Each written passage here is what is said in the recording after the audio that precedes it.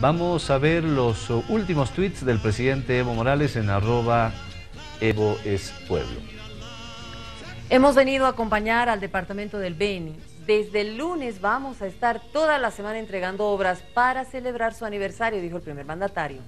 En otros temas, el presidente Evo Morales escribe: saludamos al valeroso pueblo de Venezuela, que después de las elecciones en gobernaciones, ahora se prepara para las elecciones municipales. Día a día se vive una democracia plena. Y también publicó el presidente Evo Morales: saludamos que medios de comunicación internacionales reconozcan que el éxito económico boliviano no es producto de un milagro, sino de una planificación y esencialmente producto de la nacionalización de los hidrocarburos gracias a la unidad del pueblo boliviano. Bien, el presidente Evo Morales tiene al momento 274.350 seguidores. Recordemos que tiene un poquito más de un año con la cuenta en Twitter y esa es la cantidad de seguidores que tiene en Bolivia y fuera de nuestras fronteras. @EvoEsPueblo, la cuenta del presidente Evo Morales, si quieren seguir sus publicaciones. Bien, vamos a darle la bienvenida al ministro de la Presidencia, René Martínez, que nos acompaña ya en el set. ¿Cómo está, ministro? Gusto, bienvenido al programa. Buenos días al país, al programa, Iván, dispuestos a compartir temas de la agenda política nacional. Muy bien, ministro, antes de comenzar con esta entrevista vamos a contextualizar un poco el tema que nos trae en este domingo, y es que el presidente Evo Morales mencionó que el gobierno central no va a tolerar ningún tipo de injerencia proveniente de la Embajada de los Estados Unidos en nuestro país. Vamos a ver esta nota, por favor. Ahora quiero decirles, desde la Embajada de Estados Unidos han planificado atacar al gobierno, a nuestra revolución democrática y cultural, con la corrupción y el narcotráfico. La derecha no tiene idea cómo atacarnos. ¿Quién se lo prepara para que nos ataquen? La Embajada de Estados Unidos. Estas fueron las palabras del presidente Evo Morales a fin de defender la lucha y el esfuerzo de la población boliviana en 11 años de un país digno. El primer mandatario denunció que la Embajada de Estados Unidos, a través del encargado de negocios Peter Brennan, intenta desestabilizar el proceso de cambio, financiando a la derecha y desinformando a la población. Morales advirtió con expulsar al encargado de negocios de la Embajada estadounidense, quien será reemplazado en diciembre por Bruce Williamson, quien también ya fue advertido en no incurrir en prácticas injerencistas en el Estado plurinacional. Quiero que sepa, el encargado de negocios de la Embajada de Estados Unidos, se siga conspirando, si siga financiando a la derecha, si siga planificando para una conspiración, no me temblaría la mano para expulsar nuevamente al encargado de negocios de la Embajada de Estados Unidos, porque somos dignos, somos un país con soberanía. Bien, ahí está las declaraciones que ha realizado el presidente Evo Morales el miércoles pasado. Ministro, un poco para entender, sobre todo en las nuevas generaciones, ¿no? Porque la lógica de los sectores de derecha y oposición en Bolivia manifiestan que cada vez que hay un problema en el país se habla de la Embajada de los Estados Unidos, ¿no? Como un referente de que cuando algo está mal se acude al tema de la Embajada de Estados Unidos. Para entender lo que está sucediendo, porque antes se producían los golpes de Estado en la época de la dictadura militar, con el Plan Cóndor. Hoy, ¿cómo se trabaja? Porque a veces algunos dicen, muestren las pruebas de lo que significa conspiración, no es hablar nomás, por lo menos eso manifiesta la oposición. ¿Cuáles son los criterios para entender la forma de conspiración y cómo se lo hace a partir de un encargado de negocios que tendría que dedicarse, como lo dice el nombre, a hacer negocios entre Bolivia y Estados Unidos? Que, bueno, esa sería la lógica, ¿no? Así es, y yo creo que para satisfacer tu pregunta, pero además sabiendo que el canal llega a todo el país, vale la pena aprovechar una lectura de contexto en 3 momentos. Un antes y después de la emergencia de nuestro presidente Evo Morales Ayma, vale decir, la relación que existió de la embajada norteamericana con los gobiernos de Bolivia, los distintos anteriores gobiernos de Bolivia. Un segundo momento, señalar a quiénes son los actores que hacen parte de esta planificación permanente de atentar credibilidad contra particularmente los gobiernos progresistas, vía la desacreditación de los gobiernos progresistas, vía la injerencia abierta e inclusive con la amenaza de intervención en estos últimos tiempos. Y un tercer bloque que nos va a permitir concluir en lo que acaba de decir nuestro presidente, cómo se manifiestan y mediante qué líneas discursivas se consolida, se amplifica por los medios de comunicación para entender las razones de por qué esta reacción que tenemos los bolivianos, y sobre todo en un proceso que nos ha permitido dar un salto cualitativo de esa vieja Bolivia subordinada, entreguista por sus gobiernos o subordinada a los intereses de la inversión extranjera y sobre todo al gobierno norteamericano, hoy por hoy cualidades y virtudes de 11 años de gobierno que nos ha permitido recuperar la dignidad de los bolivianos. Ese sería un tercer momento para poder explicar, y paso para desarrollar el primer momento del antes y después. Antes, bien señalabas tú, inclusive había una suerte de romería, había una suerte de procesión de referentes de la derecha boliviana, de los gobiernos tradicionales, para recibir la venia, inclusive para entrar a ser presidenciables. Vale decir que esto no solamente es el ánimo y la justificación de quienes iban a tener la venia, sino quienes iban a tener la aprobación. O sea, ni siquiera tenías el derecho de hacer un verdadero ejercicio político en términos de lo que manda tu Constitución, sino tenías que tener la bendición de la embajada norteamericana para ver si te podías o no te podías habilitar. El Plan Cóndor, las dictaduras, no conozco dictadura en América Latina que no haya sido planificada, respaldada, financiada y sostenida en América Latina que no haya sido por parte de la embajada. Y eso conlleva muertos, víctimas, mártires de la democracia, desaparecidos, torturados, generaciones políticas de izquierda, me refiero a toda América Latina, que han sido víctimas de estos mezquinos intereses de los gobiernos norteamericanos, que a su turno, con mayores o con menores intensidades, siempre han estado con injerencia abierta, con intervencionismo, en la línea conspirativa contra los gobiernos de América Latina. Ese era el antes. La emergencia del presidente Evo Morales, con esta legitimidad histórica que nos había otorgado el pueblo boliviano, a los que nunca nos vamos a cansar de agradecer, porque dice siempre el presidente, todo de la mano con el pueblo, mandar obedeciendo. Ese mandato y esa otorgación de legitimidad nos ha permitido no solamente la emergencia de un liderazgo, sino sobre todo la apertura de un proceso que mediante la nacionalización, mediante esa usurpación de nuestros recursos estratégicos, de nuestras empresas estratégicas que a precio de gallina muerta, por receta de los fondos internacionales, financieros, tuvieron que hacer una suerte de resignación, pero además de claudicación de los sagrados intereses del país. Nos habían dejado casi un estado de quiebra, y eso tiene corresponsabilidad de los gobiernos anteriores, de los gobiernos tradicionales.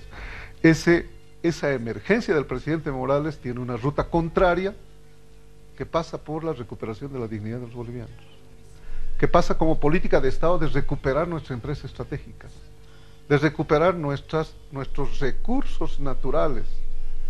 Y a partir de aquello no podemos poner y dejar en juego nuevamente a que estos intereses norteamericanos puedan abiertamente generar escenarios de conflictividad, generar espacios donde se esté conspirando permanentemente contra nuestro gobierno y sobre todo contra el prestigio y la credibilidad de esta legitimidad histórica en la que la asunción de nuestro presidente marcó cada vez más porcentajes de legitimidad en ascenso, aquello que la ciencia política inclusive señalaba de que el viejo concepto de que el poder desgasta, en el caso del presidente Evo Morales, Aima, por estar del brazo, de la mano de los intereses del pueblo, ha sido siempre en ascenso. Vale decir de que tenemos un antes de la relación Bolivia o Estados Unidos y Bolivia,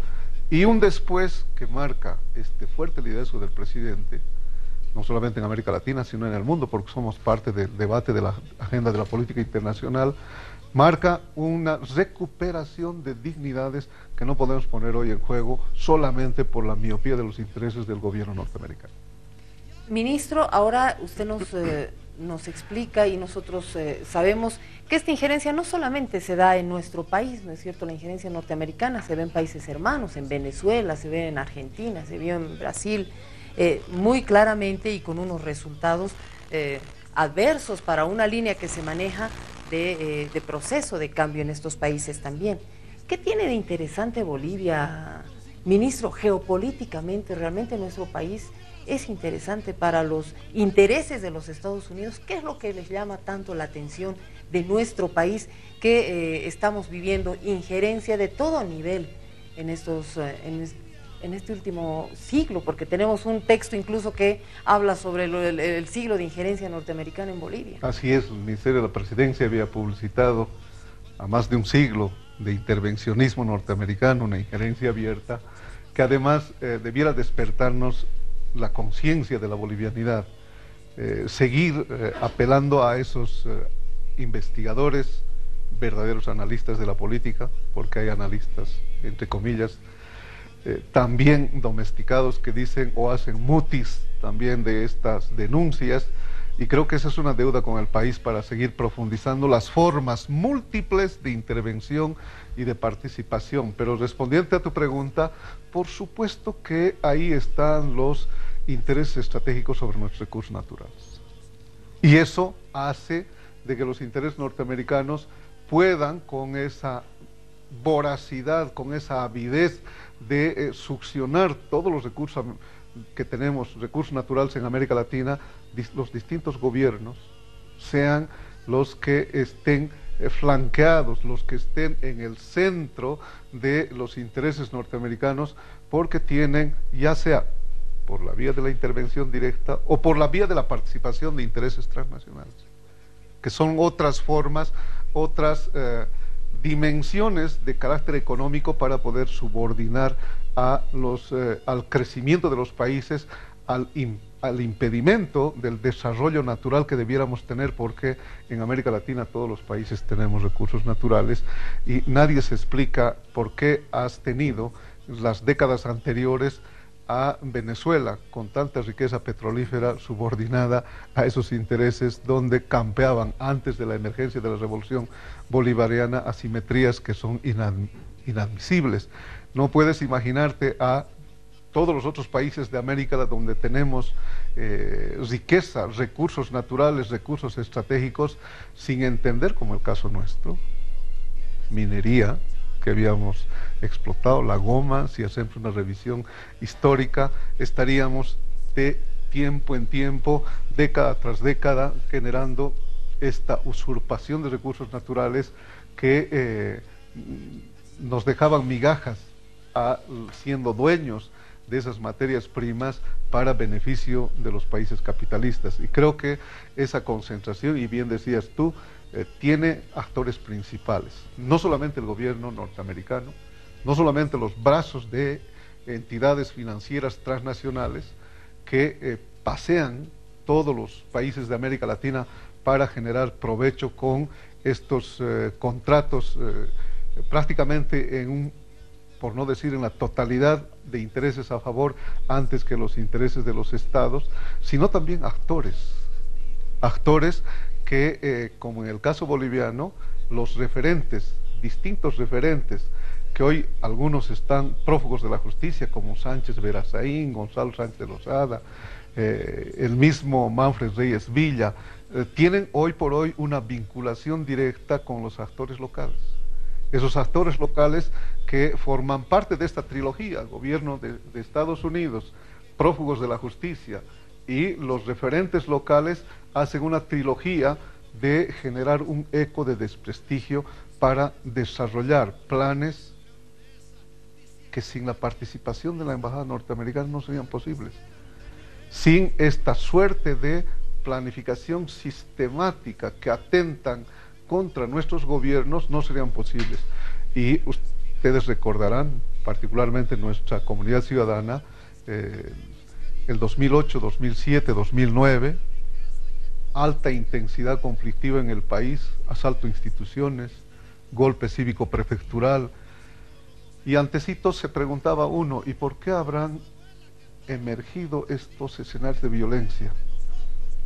Y acá en política no hay coincidencias, es que hubo un nivel de planificación que atenta contra el gobierno con la visita del anterior encargado que teníamos acá en la embajada norteamericana, Goldberg, que había visitado justamente las regiones separatistas que estaban haciendo la mayor polaridad con nuestro gobierno. Esos son los elementos con los que, reitero, deberíamos estar permanentemente, y por eso es que hay razones fundamentales de cuidar nuestro proceso, no solamente desde la gestión de gobierno, en ese día a día, en esa relación permanente que nuestro presidente lleva a cabo con las organizaciones sociales, con las comunidades, con las gobernaciones y municipios, sino también en una acción de movilización, de estar con la mirada vigilante para defender nuestro proceso desde las calles. La última movilización no solamente tiene que ver con un apoyo al liderazgo indiscutible del presidente, al proceso de cambio, sino sobre todo a esos intereses externos que puedan atentar contra estos bienes mayores que nos ha permitido estos 11 años de victoria. Recuperación de dignidad, estabilidad económica y sobre todo profundizar este proceso que tiene grandes avances y que todavía tiene muchas tareas hacia la Agenda 2025. Ministro, bueno, dentro de los niveles de injerencia las pruebas son abundantes, usted mencionaba algunas, el presidente recordaba también en varios actos que cuando apenas estuvo ya posesionado como presidente, el embajador de los Estados Unidos en Bolivia le dijo que no podía tener relaciones ni con Irán, ni con Cuba y con otros países, ¿no? Esa es una muestra absolutamente clara de injerencia, porque nadie puede venir a decir... Y atentar contra nuestra soberanía y claro, autodeterminación, ¿no? Ahora, ministro, tomando en cuenta que hay varios antecedentes, lo de Goldberg, que fue otra situación, era un hombre más de choque, un hombre que iba más a lo violento, eso es lo que pasó el año 2008 y ahí están los elementos. Hay un acuerdo que se ha firmado con Estados Unidos, un acuerdo de respeto mutuo, que se lo ha firmado, donde se pone en letra, ministro, que no debe haber injerencia, ni tampoco inmiscuirse en asuntos internos, porque ningún país puede estar inmiscuyéndose en asuntos internos de otro país, ¿no? Pero ¿qué pasa? Si el señor Brennan ha estado en estas actitudes con diferencias, ¿no? Brennan una cosa, Philip Goldberg con otros matices.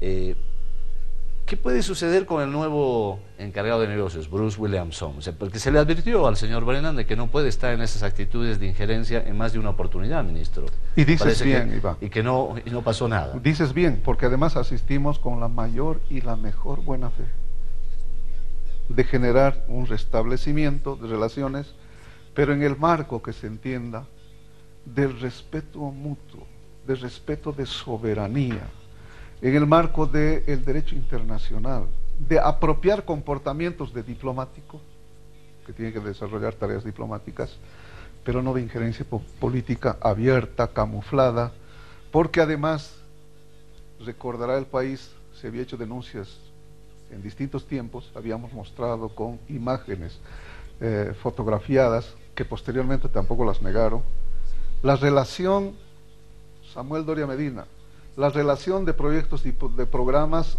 en el Alto, en Achacachi, la relación con alguna dirigencia de mantener asesoramiento permanente. ¿Qué lectura podíamos tener de aquello si no es de una injerencia políticamente interesada, traducida en los niveles de planificación que van y conspiran con nuestro gobierno? Ese hecho, si tú vinculas a la embajada con la presencia de los referentes de la derecha boliviana nuestra, parece la embajada norteamericana la oficina de protocolo para estar recibiendo, y logró un propósito que está a ojos vista de todos los bolivianos: la unificación de toda la oposición política contra Evo Morales en una misma imagen. Eso nos hace recuerdo que cuando se tuvo la democracia de pactos. Cada que había conflictos entre los propios partidos de la derecha boliviana, bastaba una convocatoria de la embajada para hacer las coaliciones, para bendecir esos niveles de unidad, de unificación, de limar asperezas, y bueno, salían en bloque unitario para poder seguir usufructuando del Estado boliviano desde los niveles de gobierno. Hoy por hoy logró, con esta participación última del encargado de negocios, una imagen a todos quienes estaban en oposición, hoy que tienen marcando ya sus diferencias y desesperados de particularizar con algo que seguramente ha sido muy criticado en la opinión pública nacional: la pérdida de identidad política.